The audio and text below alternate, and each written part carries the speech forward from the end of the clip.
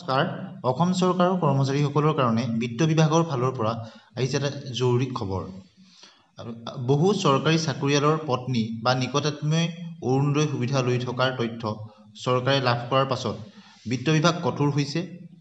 বিত্ত বিভাগে জাৰি কৰা এক নিৰ্দেশনাত এই কথা উল্লেখ কৰা হৈছে।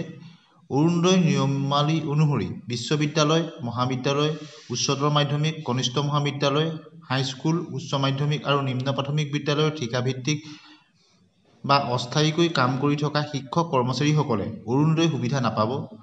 আনহাতে যিকোনো চৰকাৰী নিয়মীয়া কৰ্মচাৰী, পেঞ্চনাৰ বা ঠিকাভিত্তিক কৰ্মচাৰী, অংগনবাড়ী কৰ্মী, মধ্যাহ্ন ভোজন কৰ্মী, আশা কৰ্মী,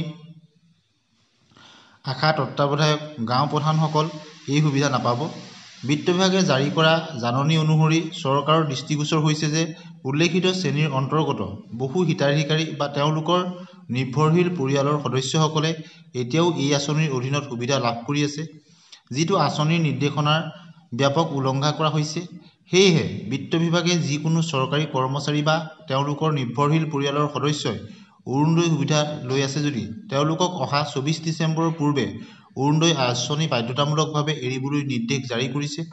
অন্যথা তেওঁলোকৰ বিৰুদ্ধে কঠোৰ অনুশাসনমূলক ব্যৱস্থা গ্ৰহণ কৰা হ'ব বুলি বিত্ত বিভাগৰ নিৰ্দেশনাটোত উল্লেখ কৰা হৈছে। গতিকে সকলো কৰ্মচাৰীৰ কাৰণে বিত্ত বিভাগৰ পৰা এই যিটো নিৰ্দেশনা প্ৰকাশ কৰিছে সেই সম্পৰ্কত যি বাতৰি প্ৰকাশ হৈছে তাৰ বিষয়ে আমি আপোনালোকক অৱগত কৰিলোঁ। এনেধৰণৰ চৰকাৰী কৰ্মচাৰী আৰু পেঞ্চনাৰ লগত জড়িত খবৰ পাবৰ কাৰণে আমাৰ চেনেলটো ছাবস্ক্ৰাইব কৰি দিব আৰু বন্ধু বান্ধৱীলৈ শ্বেয়াৰ কৰি দিব আৰু লাইক এটা